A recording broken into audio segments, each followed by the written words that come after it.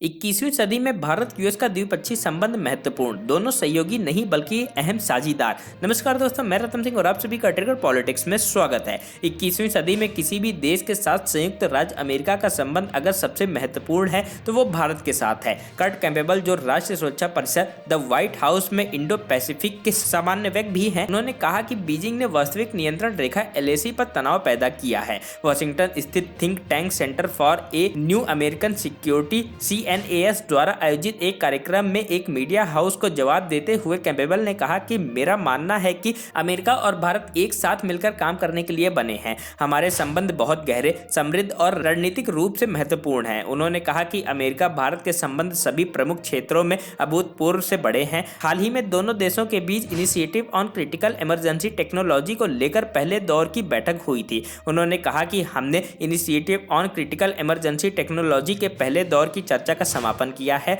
जिसमें भारत के NSA किसी भी देश में आने जाने के लिए सर्वोच्च रैंकिंग के अधिकारी हैं और वो भारतीय प्रौद्योगिकीविदों को अपने साथ लेकर अमेरिका में आए। इस दौरान हमने यह चर्चा की कि प्रौद्योगिकियों के उभरते क्षेत्रों में हम कैसे अपनी भागीदारी को आगे बढ़ाएं। कैम्पबेल ने कहा कि अमेरिका और भारत के बीच घनिष्ठ संबंध है, लेकिन इसका मतलब यह नहीं है कि नई दिल्ली वाशिंगटन का सहयोगी है। उन्होंने मीडिया हाउस को कहा कि भारत एक महाशक्ति है, भारत संयुक्त राज्य के लिए सहयोगी नहीं है और भारत अमेरिका का सहयोगी कभी भी नहीं होगा, लेकिन इसका मतलब यह भी नहीं है कि हम करीबी साझेदारी नहीं होंगे, बहुत सी चीजें साझा नहीं करेंगे। इस तरह हमें भारत की उसी भूमिका को समझने की जरूरत है जो वह वैश्विक मंच पर एक महान राष्ट्र के रूप में निभाएगा। उन्होंने सीमावर्ती क्षेत्रों में यथास्थिति को एक तरफा बदलने के चीन की तरफ से उठाए गए कदमों की भी गंभीर आलोचना की, जिसके कारण अप्रैल और मई 2020 में सैन्य गतिरोध हुआ था, जो अभी भी जारी है। कैम्पबेल ने कहा कि चीन ने कई सैन्य कार्रवाइयां की हैं जिन्होंने वैश्विक व्यवस्था को चुनौती दी है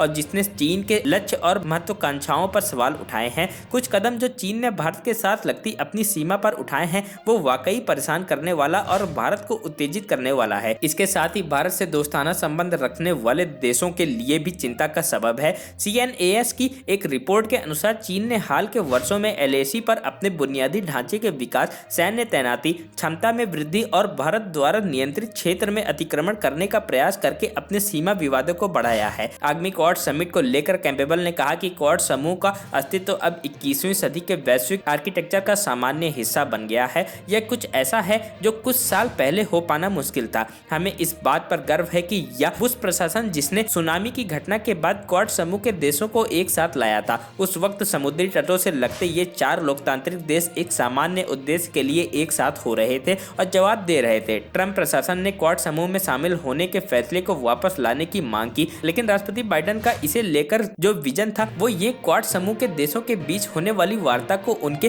शीर्ष नेताओं के स्तर पर ले जाना है और इसके लिए सहमति बन पाना मुश्किल था। आगामी क्वाड शिखर सम्मेलन को लेकर उन्होंने कहा कि इस बार समूह के सभी देशों के नेता सामान्य उद्देश्य के व्यवहारिक क्षेत्रों में एक साथ काम करने पर अपना ध्यान केंद्रित करेंगे। बता दें कि इस साल क्वाड देशों का शिखर सम्मेलन साल के अंत में सिडनी, ऑस्ट्रेलिया में आयोजित होने वाला है। कैम्पबेल के अनुसार अमेरिका और चीन के बीच बढ़ते तनाव के कारण दोनों पक्ष अब अपने द्विपक्षीय संबंधों के एक नए दौर में प्रवेश कर रहे हैं, जिसमें शांतिपूर्ण प्रतिस्पर्धा का महत्वपूर्ण स्थान होगा। हमें विश्वास है कि वॉशिंगटन और बीजिंग अपने संबंधों की शुरुआत नए सिरे से करेंगे। उन्होंने कहा, अमेरिका चीन के बीच का संबंध का प्रमुख निर्धारण प्रतिस्पर्धा है और हम इसे शांतिपूर्ण प्रतिस्पर्धा के रूप में देखना चाहते हैं। Bureau report, trigger politics.